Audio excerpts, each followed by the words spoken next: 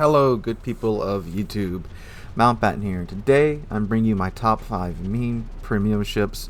So what mean by saying these are meme premium ships, I'm saying that these ships have something about them that's either so ridiculous or so, I guess you could say, bad, that they're literally, you only play them for the memes. That's the only reason why you see these ships in game. And some of them are actually, well, most of these are actually quite good ships. A couple of these are somewhat questionable, especially today, in today's current meta. But overall, these are ships that I break out for a good time, or if I just want to have some fun. I'm not necessarily very good in most of these ships, but they're fun. They're for the memes. So that being said, of course, this is all entirely my opinion, and take that and do with it what you will. Let's go ahead and get started. So coming at number 5 is everyone's favorite battle canoe, the Ochotnik. So the Ochotnik, I mean, look at this thing. This thing's ridiculous. I've said this before. It's been in a couple of top 5 videos because it is ridiculous. It's got 7 individual deck guns strapped to the deck, 3 sets of torpedo tubes. It's insanely long and very low, so it actually helps it out a lot. Shells will whiz over you, especially if you're playing at tier 5, and tier 5 ships, their guns aren't all that accurate. So you don't have much of a superstructure for them to hit. You're pretty fast, you have the engine boost. And, I mean, you have 7 guns. They have a bit long of a reload time, but you have 7 of them. So anytime you do get all 7 shells to connect, they do hurt like heck.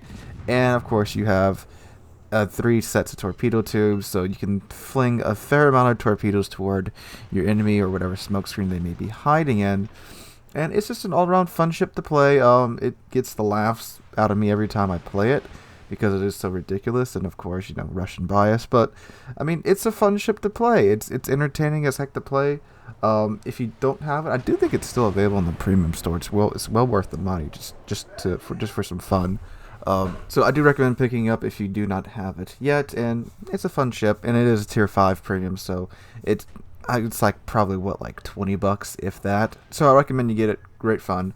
Moving on to number 4, we have the tier 7 premium British battleship, the Nelson. Okay, so the Nelson, I tried so hard to get a game where I had to use my heel on the Nelson.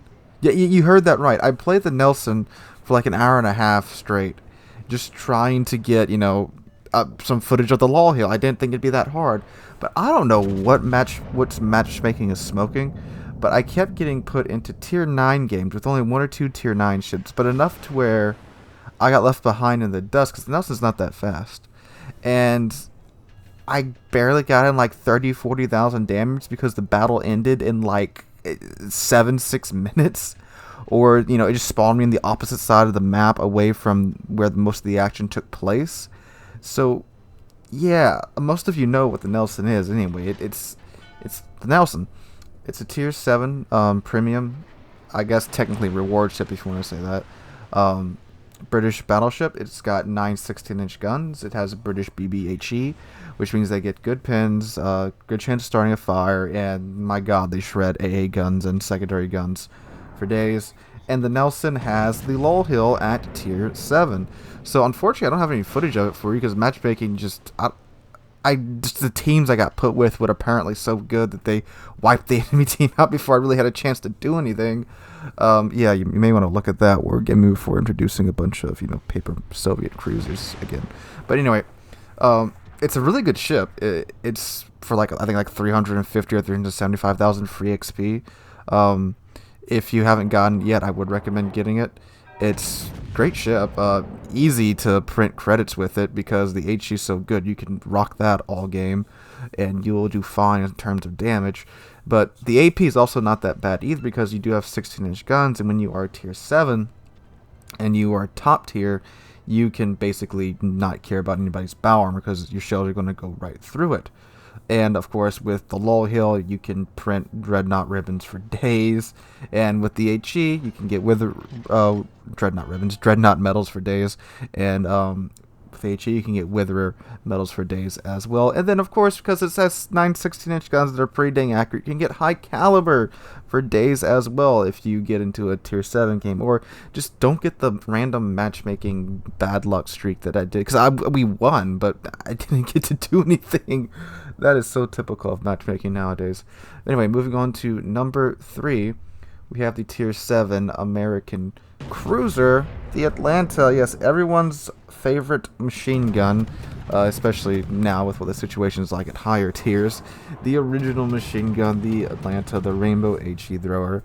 So the Atlanta is basically a large destroyer that they just decide to see how many 5-inch turrets they could strap onto the thing, and it's still pretty good fun to play today.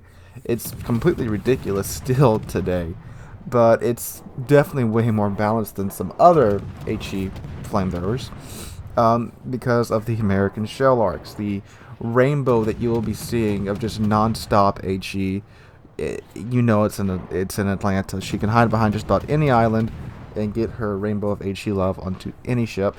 Quite a good anti-destroyer cruiser, and she is extremely frail. She doesn't get a heal. She's basically a floating citadel, and even destroyers with AP can citadel her, but none normally get close enough because she will rip them a new one if they do get close enough. And she has unlimited charges of defensive fire for AA on top of all of that.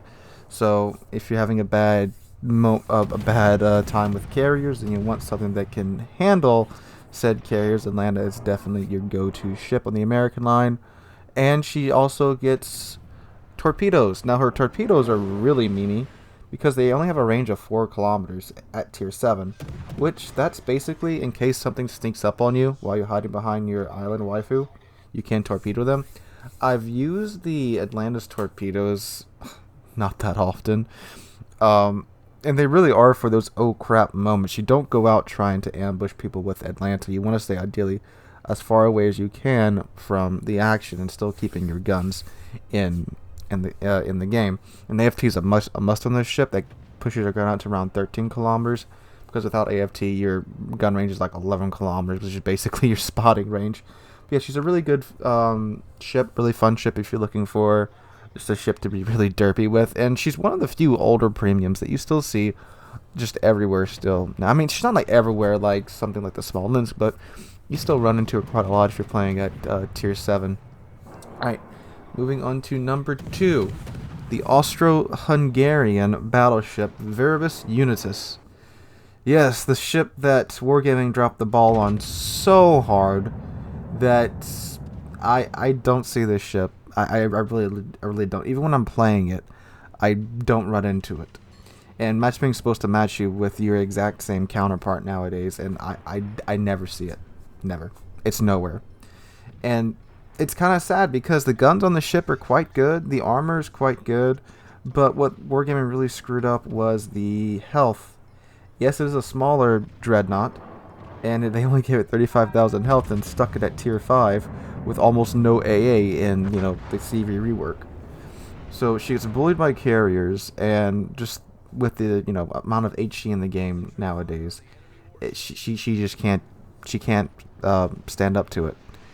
And it's kind of a shame because her armor is actually really good. For those who don't know, she has 152 millimeters of bow armor. Yes, that is correct. She can tank Yamato shells and not give a crap. It's hilarious. I wish I was recording when I did this. I went into a training room before with Hunt, and he was in Yami, and I was in the Unisys, and I was just bow tanking just salvo after salvo after salvo of Yami shells in a tier 5 ship. It was the most hilarious thing I've seen in World of Warships for a while. But yeah, she's got great bow armor. Not that great of side armor though. And with her being at tier 5, she can get up to tier 7. So she can get really outperformed in terms of gunnery and accuracy. Actually, well, her guns are actually pretty dang accurate, as you're seeing in the footage here. But if they just would have given her a little bit more AA and a little bit more health, or a better heal that would repair more of her health, because think about it, after you get 10,000 hit points taken off of your ship, any any tier 6 battleship, or heck, even tier 5 battleship could potentially one-shot you if they get lucky. I mean, anything can potentially one-shot you if they get lucky in this game. But I mean, like, if you just slip up and don't show a little bit too much ankle, 20,000 damage is totally within most tier 5 battleships' striking capability. And I'm talking about within, average dispersion and stuff. I'm not saying if they get lucky and hit your citadel. I'm just saying through pure pins, most tier 5 battleships can do that. And even if you don't think most tier 5 battleships can, most tier 6 and tier 7 battleships really can. But yeah, I'm upset that they just really dropped the ball on this ship. They really should be at tier 4 in its current configuration. I think they could maybe just decrease the accuracy of the guns a little bit and fit better at tier 4. But still, not a ship that I'd recommend you buy, but definitely take it out for the memes with that bow armor. Because when you do get up to tier 7 and you are seeing ships with 16-inch guns, your bow armor can easily tank it. But then they're going to switch to HE and burn you away anyway. And if there's a carrier in the game, you're dead already. Alright, so moving on to number 1, we have the tier 6 German cruiser, Graf Spee. Graf Spee is another ship I do not see a lot anymore when I play her. She is, of course, the pocket battleship, real ship. All these ships were real ships. And she's armed with Scharnhorst guns. She has 2 turrets, exactly the same as Scharnhorst. Unfortunately, she did not get the buff to the dispersion like the other German battleships did.